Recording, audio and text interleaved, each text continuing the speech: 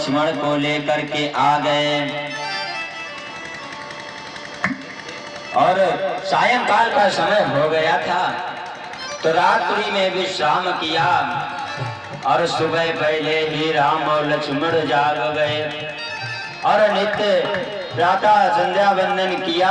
और संध्या वंदन करने के बाद प्रातः कहा मन सन रघुराई और निर्भय यज्ञ करो तुम जाई। राम लक्ष्मण जी ने कहा गुरु विश्वामित्र से, गुरुदेव आप जाकर के निश्चिंत होकर के यज्ञ करो जाकर के। और जैसे ही विश्वामित्र आदि ऋषियों के द्वारा यज्ञ शुरू की गई, जैसे ही हवन का कार्य शुरू हुआ और जैसे ही स्वाहा का शब्द सुना, तैसे ही निश्चर आ गए मारीच आदि। और सुनि मारीच निशाचर क्रोही और लय सहाय धावा मुनि द्रोही, ऐसे ही आ गया।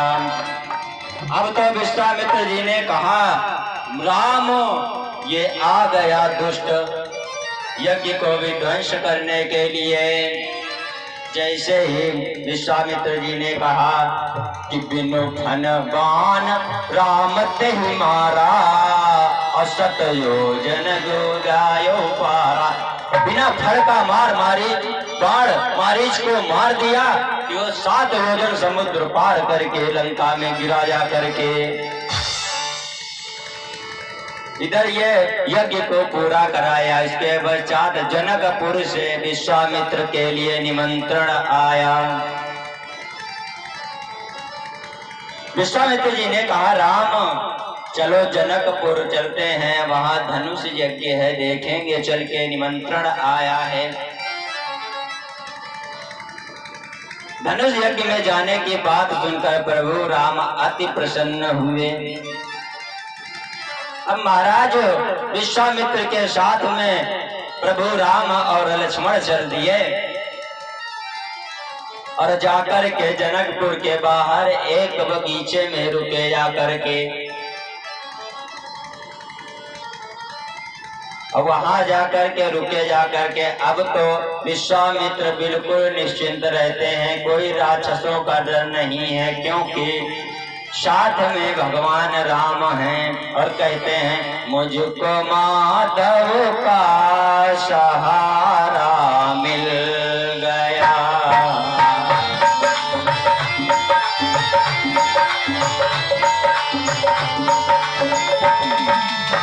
मुझको माधव का सहारा मिल गया।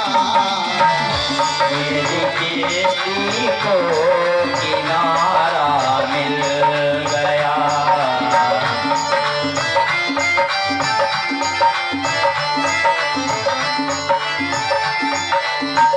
ढूंढती थी मेरी नजरें जो नजर, ढूंढती थी मेरी नजरें जो नजर, ढूंढती थी मेरी नजरें जो नजर, प्यासी नजरों को नजारा मिल गया। नजरों को नजारा मिल गया। मुझको राघव का सहारा मिल गया। मुझको राघव का नजारा मिल गया। मुझको राघव का सहारा मिल गया। मुझको राघव का सहारा मिल गया। मुझको राघव का नजारा मिल गया।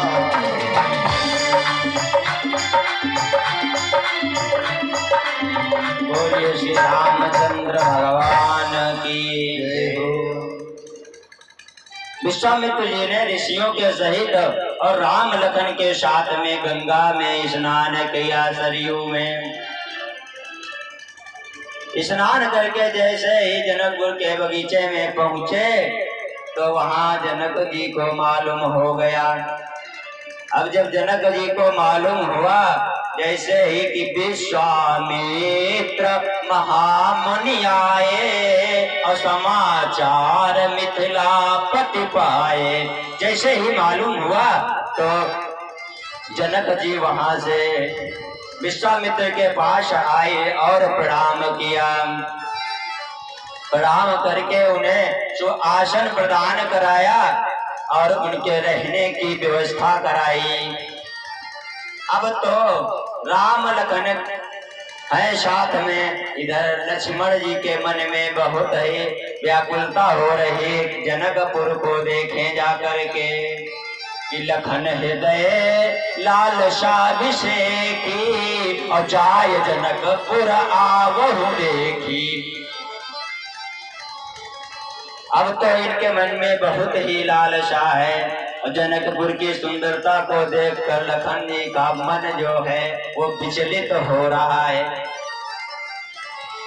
राम जी ने गुरु विश्वामित्र जी से आज्ञा ली और जनकपुर देखने के लिए चले कि देखन नगर भूप सुत आए, अपुरवासिन समाचार जब पाए। जैसे ही मालूम हुआ नगर वासियों को कि भूप के पुत्र राजा दशरथ के पुत्र नगर को देखने के लिए आए हैं, तो सभी पुरवासी कोई छत के जाली से, कोई खिड़की से झांक रहा है, कोई दौड़ करके गेट पे आ रहा है कि देखे किस प्रकार से कैसे हैं दशरथ जी के पुत्र। कि धाये धाम काम सब त्यागी, अमन होकर निधि लूटन लागी। इस प्रकार दौड़े जैसे कोई हीरा मोती लुटाया जा रहा हो, तो उसे लूटने के लिए लोग दौड़ते हैं। जैसे ही नगर को देख करके राम लक्ष्मण वापस आए और रात्रि में विश्राम किया और गुरु से पहले जागे कि गुरु से पहले अवधपति जागे राम सुजान। प्रातः काल गुरु से पहले राम जागे और संध्या वंदन किया।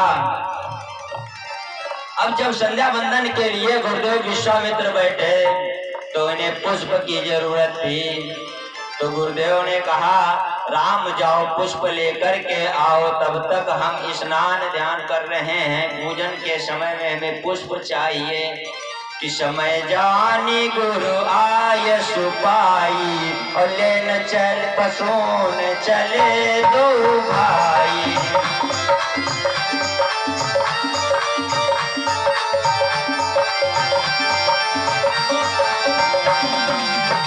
समय पाई गुरु आय सुपाई, लेन पसोन चले दो भाई, लेन पसोन चले दो भाई। जैसे गुरु विश्वामित्र जी ने कहा, अब राम लक्ष्मण पुष्प लेने के लिए गए और पुष्प लेने के लिए कहाँ गए? जो जनकपुर की पुष्प वाटिका है, जो अत्यंत प्रिय जानकी जी की वाटिका है, वहां पहुंचे जा करके। अब तो जैसे पहुंचे, आयु सुनाई जनक को बिनु जाने के हेतु। वहां जिसको माली जानता नहीं है उसे अंदर प्रवेश नहीं देता उस पुष्प वाटिका में। अब तो माली कह रहा है कि जब तक सत्य और जान नहीं ली है, अब बगिया माही घुसन नहीं दी है। अब तो राम लक्ष्मण जी को माली अंदर नहीं जाने दे रहा है। भगवान राम ने कहा, और बगिया बिक जान नदी हो, राम जो बिनती सुनो। बगिया बिक जान नदी हो, राम जी बिनती सुनो। बिनती सुनो राम, बिनती सुनो, बिनती सुनो राम, बिनती सुनो। बगिया बिक जान नदी हो, राम बिनती सुनो।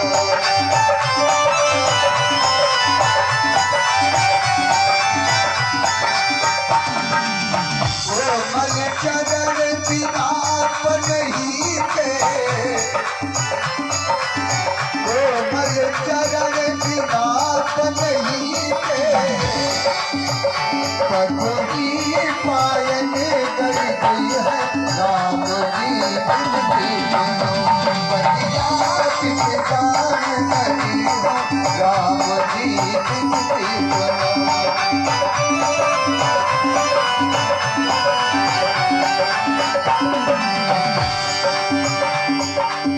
चुनी चुनी पुष्प, चुनी चुनी पुष्प मधुप मतवारे, चुनी चुनी पुष्प मधुप मतवारे, पवना पटियन उड़ी गई राम जी बिनती सुनो। बतिया बिन जान नहीं हो राम जी बिनती सुनो।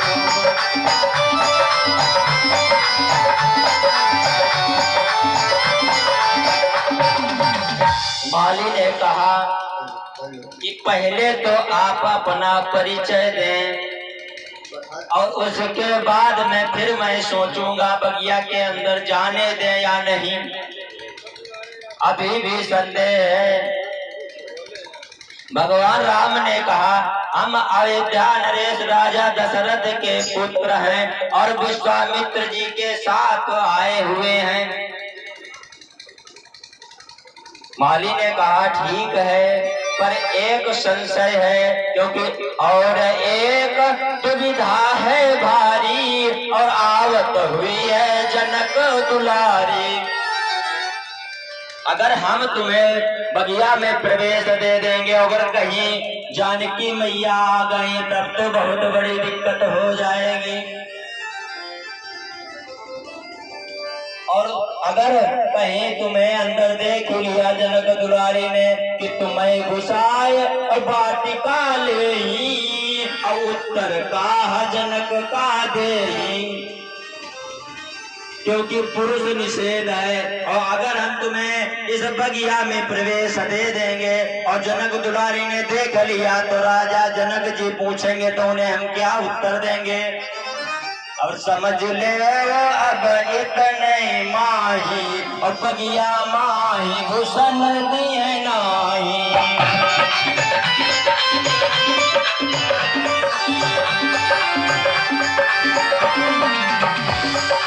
समझ ले अब इतने माही बगिया माही घुसन दिए नाही।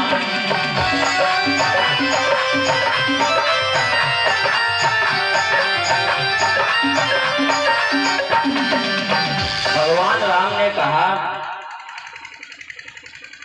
माली दादा हमें जाने दो, जब तक ये जनक दुलारी जाएंगी तब तक हमें पुष्प चाहिए, लेकर के निकल आएंगे कि जब लगे तुम्हारी मलिकिनी आई है और तब लगे हम आप चली गई हैं। जब तक जनक दुलारी आएगी तब तक हम पुष्प लेकर के खुद चले जाएंगे। और लेत प्रसून समय जो आई तो हमरो कछु बस नहीं भाई। अगर अंदर हम पुष्प तोड़ रहे होंगे तो फिर नहीं मेरे बस की बात है, तब देख ले तो हम क्या कर सकते हैं। तब हम साच कहत तुम पाही लतन ओट हुई जाई पराई। इतना ही कर सकते हैं कि झाड़ियों की आड़ में हो जाएंगे, जो पुष्प के वृक्ष हैं उनके पीछे छिप जाएंगे। अब तो माली ने कहा हम तुम्हें वाटिका में नहीं जाने देंगे। अब तो राम जी ने कहा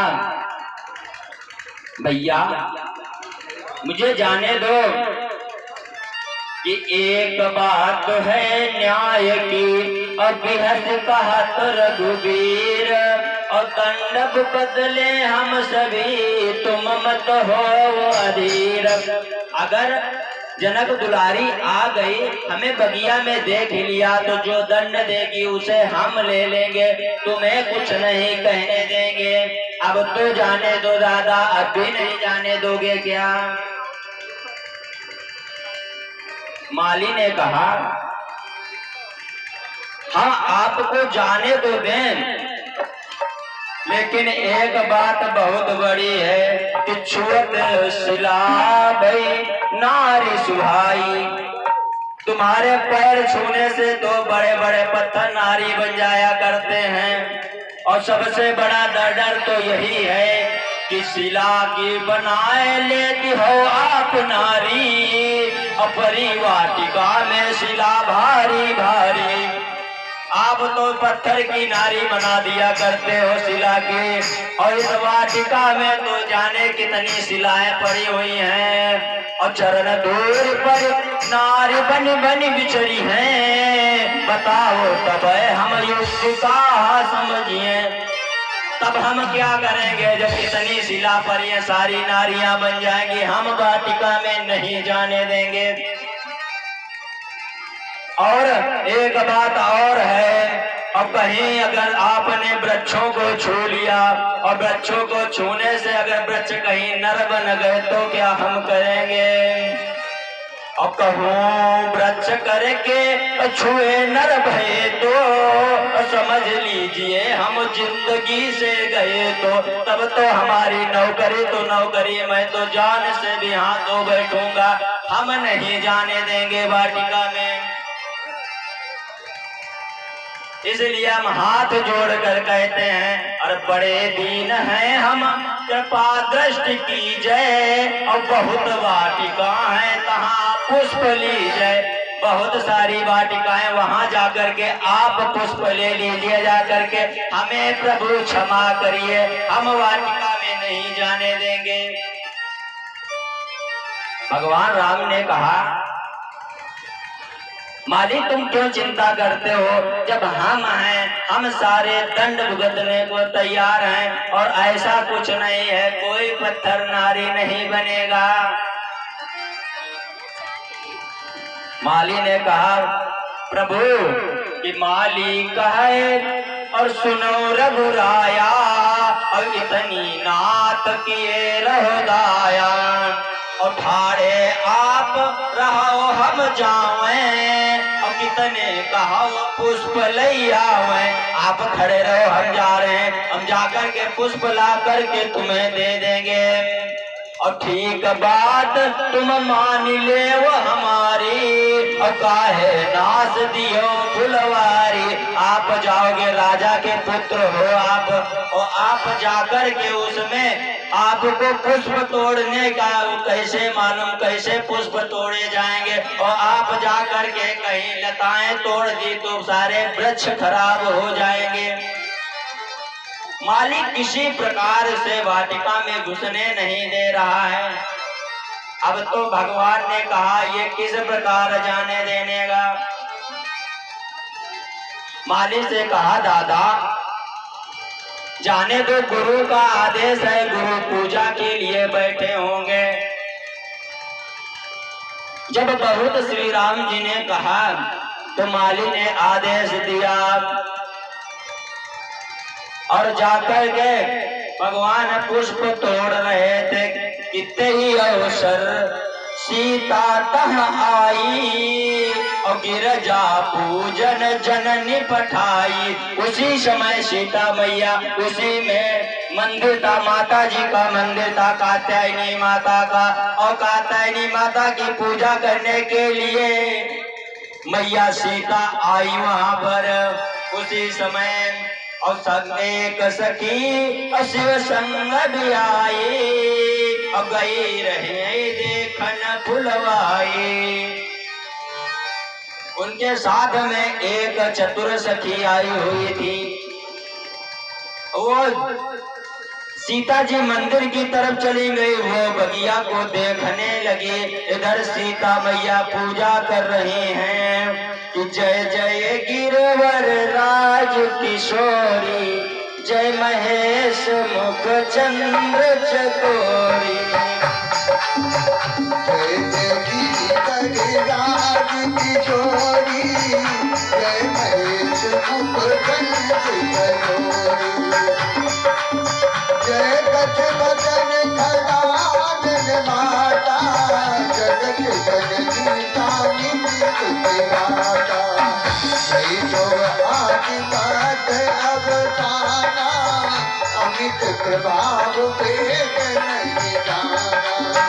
अब भवति भव परा भवतारी, विश्व विमोहत सुबस बिहारी। देवी पूजित कमाल तुम्हारे, सुर नर मुनि सब होई तुम्हारे।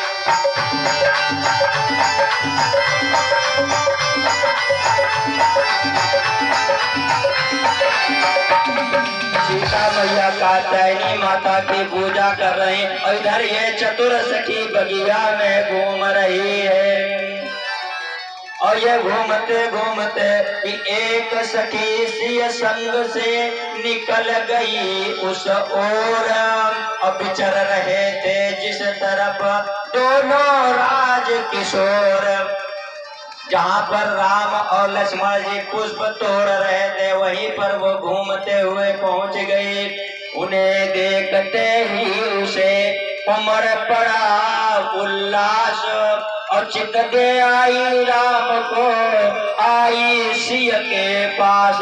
उन्हें देख करके और जैसे ही देखा सुंदरता को देख करके ऐसी वहां से भगी कि अपने मन का पता नहीं, मन कहाँ है तन कहाँ है, दौड़ती हुई सीता मैया के पास चली जा रही है। और जैसे ही सीता मैया के पास पहुंची और कहने लगी सीते कि बिरहल सी बिलानी सी और बौरी सी बरड़ बिठानी सी। कुछ नहीं पता, जैसे एक पागल व्यक्ति पागल सी वहां पे पहुंची जा करके और मुंह से कुछ बोल नहीं पा रही है। मैया सीता ने कहा बताओ तो क्या बात है। उसने कहा कि क्या कहूँ अली किस भांति कहूँ, कुछ ऐसी अकथ कहानी है।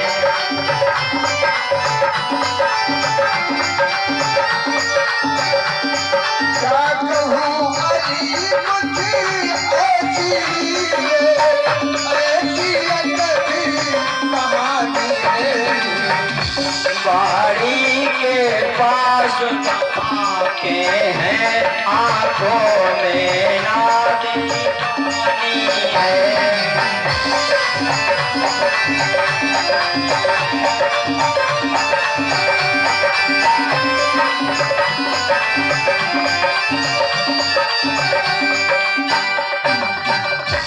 वो बोली सखी क्या बताऊं कि जिसने देखा है उसके पास तो बानी है नहीं जो वो बताए, और जिसके पास बानी है उसने देखा ही नहीं।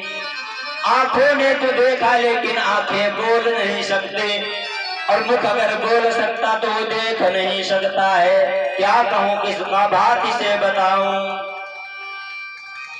तब सीता जी ने कहा सखी बताओ तो हुआ क्या है, क्या बात है। तब बताया कि देखन बाग कुमर दुआए, अपय किशोर सब भांति सुहाए। अब यहाँ पर सखी झूठ बोली है, क्योंकि यहाँ पर भगवान राम पुष्प लेने गए थे ना कि बाग देखने। इसने सोचा अगर हम ये कह देंगे पुष्प लेने गए थे तो यहाँ पर थोड़ी मर्यादा कम हो जाएगी, इसलिए सखी ने कहा कि देखन बाग कुंवर दुआए। अगर ये कहेंगे तो सीता मैया ये सोचेंगे कितने शौकीन है कि बाग को देखने आए हैं, तो उसने इसमें मर्यादा ना कम हो, इसलिए सखी ने झूठ बोला यहाँ पर। अब वही किशोर सब भांति सुहाए, और सुंदर है किशोर अवस्था है। इस प्रकार सखी बता रही है कि कबीरा काजल रे कहे नयन दई ना जाए और नयन न प्रीतम रमि रहो तुझो कहाँ समाये। सखी कहती जब से मैंने उन्हें देखा है मुझे वही दिखाई पड़ रहे हैं, इतने सुंदर हैं कि श्याम गौर किन कहूँ बखानी गिरा अनयन नयन बिनु बानी। ये बाबा जी ने लिखा गिरा अनयन नयन बिनु बानी, क्योंकि मुख है जिसने देखा नहीं और जिसने देखा है वो बोल नहीं सकते, नेत्र देखा है वो नहीं बोल सकते। अब तो सीता मैया के मन में लालसा है कि देखें कौन है। अब देखने के लिए सीता मैया चल दी वहां से, चली आग्रह कर प्रिय सखी सोई अपेट पुरातन लखई न कोई। अब सीता मैया जैसे ही आगे चल गई, अब राम जी और लक्ष्मण जी पुष्प तोड़ रहे हैं। अब तो ये झाड़ियों की आड़ में हो गए कि सीता के कंकर किंकिन नूपुर धुन सुनी कहत लखन सन राम हृदय गुनि। जैसे ही झाड़ियों की आड़ में पुष्प के पेड़ों के आड़ में खड़े होकर के राम ने देखा सुना कि ये कंकर, और जैसे ही पायलों की धुन सुनी राम जी ने देखा और लक्ष्मण जी से कह रहे हैं कि हे तात सुनो वह पूर्वोर कुछ ऐसा शब्द सुनाता है।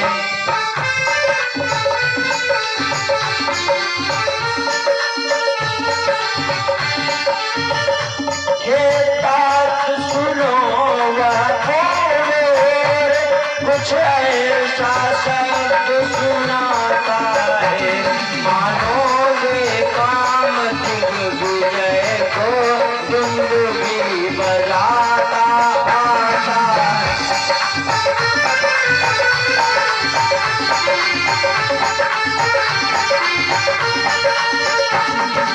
राम जी ने कहा लक्ष्मण जी से, तात हमें ऐसा लग रहा है कामदेव आ रहा है,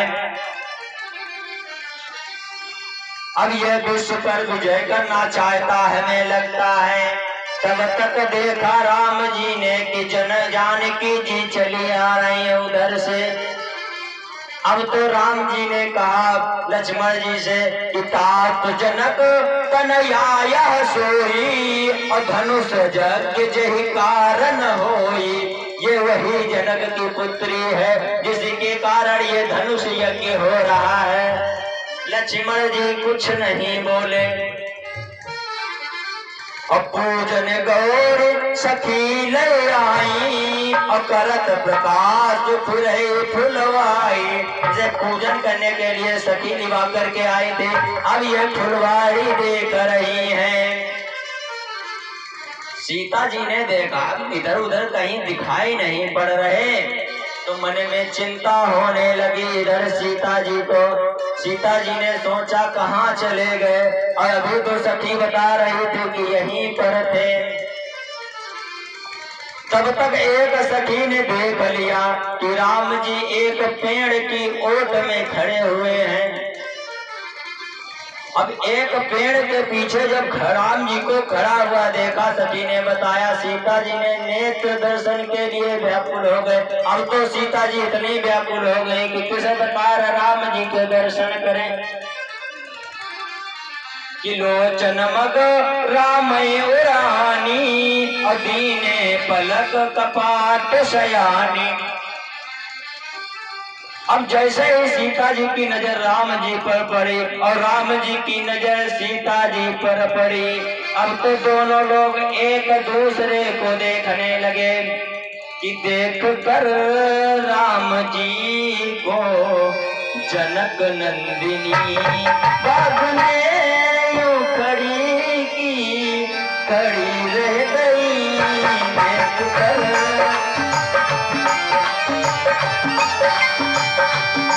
देख कर बाग में उजल नंदनी, बाग में यूं खड़ी थी खड़ी रह गई।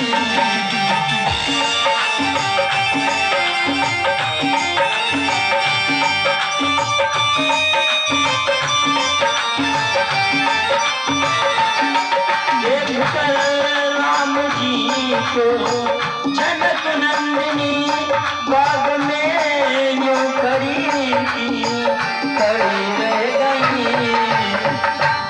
राम देखे सिया और सिया राम को, राम देखे सिया और सिया राम को, दोनों की लड़ी की लड़ी रह गई।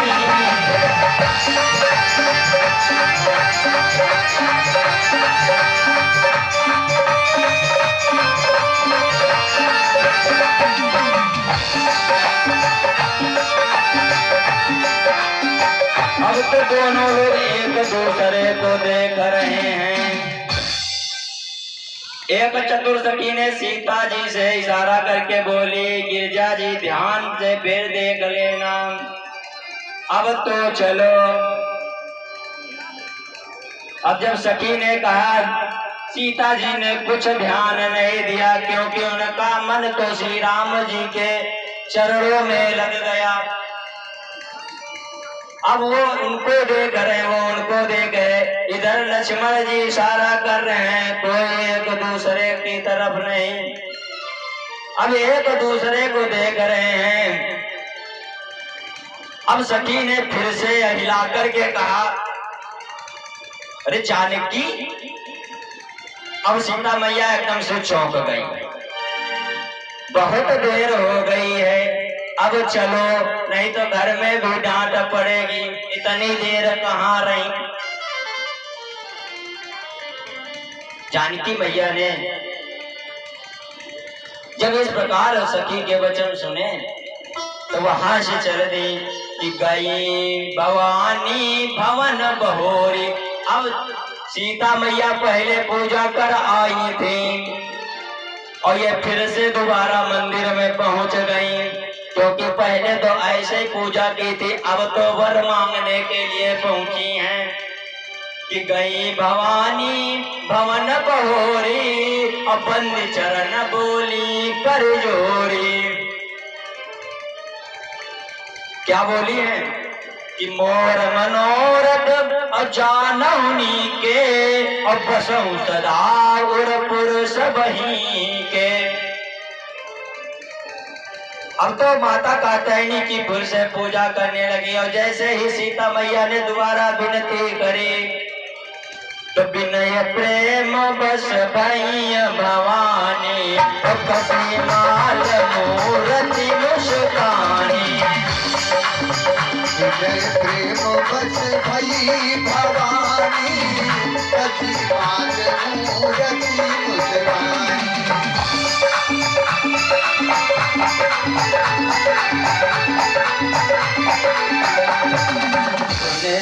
सत्य आशीष हमारी पूजिए मन कामना तुम्हारी। तुलसी सत्य आशीष हमारी पूजिए मन कामना तुम्हारी। अब तो मैया ने कहा, जाओ सीते जो तुम्हारे मन में है कि मनुजा हिराचो मिले शोभर और सहज सुंदर सांवर करुणा निधान सुजान शील स्नेह जानत राव। यही भाकी कार्य शीश सुनिए सहित ही हर्षी अली। तुलसी भवानी पूजी पुन पुनि मुदित मन मंदिर चले। मैया कात्यायनी जैसे ही पूजा की तो मैया कात्यायनी के गले में एक माला पड़ी थी, वो खिसक गई और हल्की मूर्ति मुस्कुरा दी। कि अरे सीते अभी तो एक बार वर मांगी गई थी और जैसे राम जी को देखा फिर आ गई।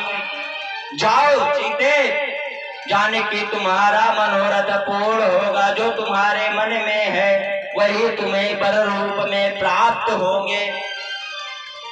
कि सुमन पाए मुनि पूजा कीनी। इधर जैसे इधर सीता मैया पूजा करके चली गई और राम जी लखन पुष्प लेकर के महाराज विश्वामित्र जी के पास पहुंचे। कि सुमन पाए मुनि पूजा कीनी, अपनी आशीष दुबाई न देनी। जैसे ही पुष्प मिले और विश्वामित्र जी ने पूजा की, और जब पूजा की उसके बाद में भगवान राम लक्ष्मण ने प्रणाम किया। भगवान राम लक्ष्मण ने जब प्रणाम किया तो ऋषिराज विश्वामित्र जी ने आशीर्वाद दे दिया, तुम्हारे मन की कामनाएं पूर्ण हो। अब इनके मन में भी तो कोई कामना होगी, तभी तो, नहीं तो एक बार प्रणाम कर चुके थे, दोबारा क्यों करते। इन्होंने इसीलिए प्रणाम किया और विश्वामित्र जी ने आशीर्वाद दिया। अब तो इधर धनुष यज्ञ की तैयारियां हो रही, वहां विश्वामित्र जी को बुलावा आया। अब विश्वामित्र जी को बुलावा आया, विश्वामित्र राम लखन जी के साथ में पहुंचे वहीं। कि रंग भूमि आए दो भाई, अस सुधि सब पुरवासी न पाए। जैसे ही मालूम हुआ कि जो अभी जनकपुरी देखने के लिए भ्रमण कर रहे थे नगर में, वो रंग भूमि में आए हैं, धनुष यज्ञ में भी आए हैं। जब यज्ञशाला में पहुंचे, देखा एक मंच पर धनुष रखा हुआ था। अब विश्वामित्र जी ने कहा, ये धनुष किस लिए रखा गया है मालूम है राम? राम जी ने कहा, गुरुदेव आप ही बताएं।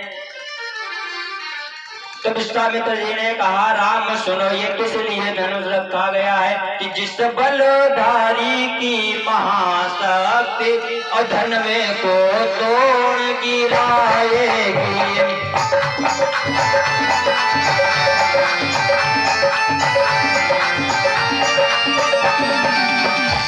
जिस बलधारी की महाशक्ति धन में को तोड़ गिराएगी, उस भाग्यशील को निर्विवाद जानकी बुराई जाए।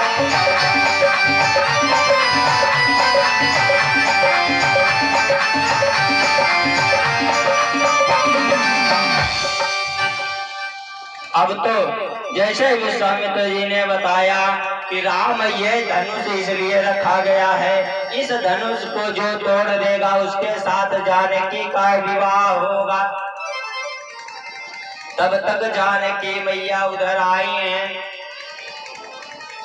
जहां पर यज्ञशाला बनी हुई थी, धनुष यज्ञ होना था, वहीं पर जानकी मैया आई हैं। कि चली संगल सखी सयानी और गावत गीत मनोहर बानी। अब तो जितने राजा लोग बैठे थे, जैसे जानकी मैया को देखा, हम ही तोड़ देंगे धनुष, ये धनुष कौन सी बड़ी बात है, कहां से तोड़ देंगे।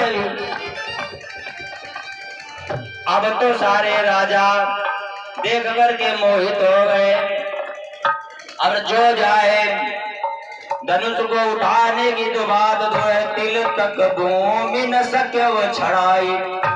एक तिल हिला तक नहीं सके उस धनुष। और भूप साहस दस एक ही बारा, और लखे छुड़ावन टरई न टारा।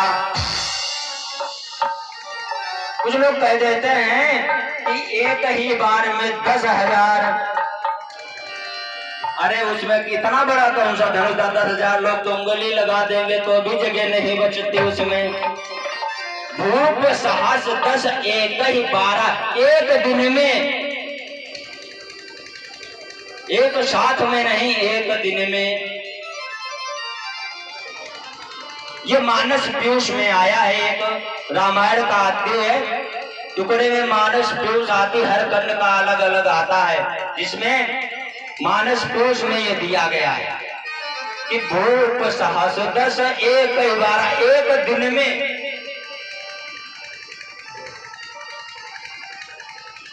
अब तो कोई बहुत बड़ी उठाने की बात, तोड़ने की तो बात अलग रही, हिला तक नहीं पाए, और जब धनुष को हिला नहीं पाए, अब तो जनक के मन में बहुत ही दुख हुआ, हमने ये कौन सा वो कर दिया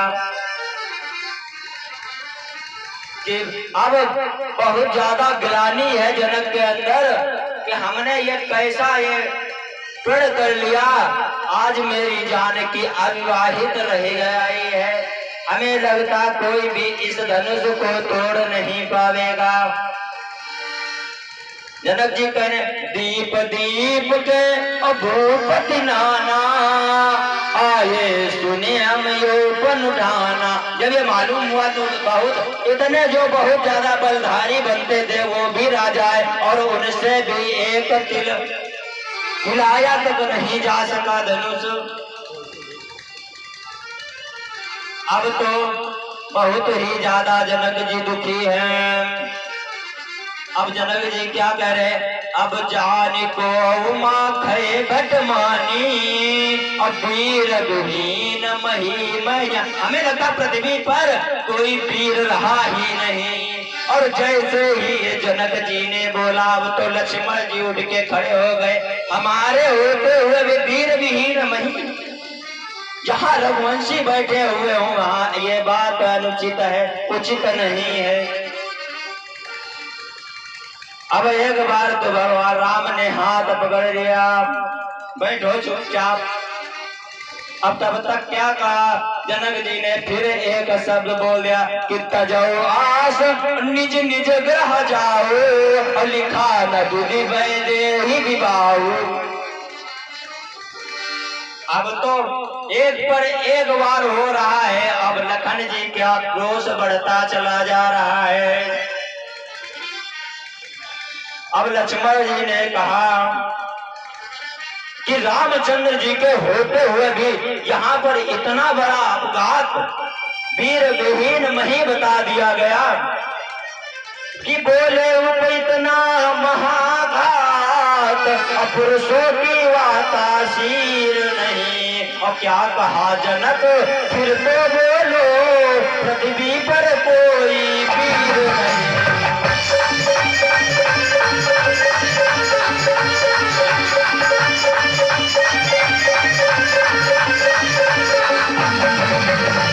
लखन जी उठ के खड़े हो गए, जनक अब दोबारा ऐसा शब्द मत कह देना कि कोई पृथ्वी पर वीर नहीं है।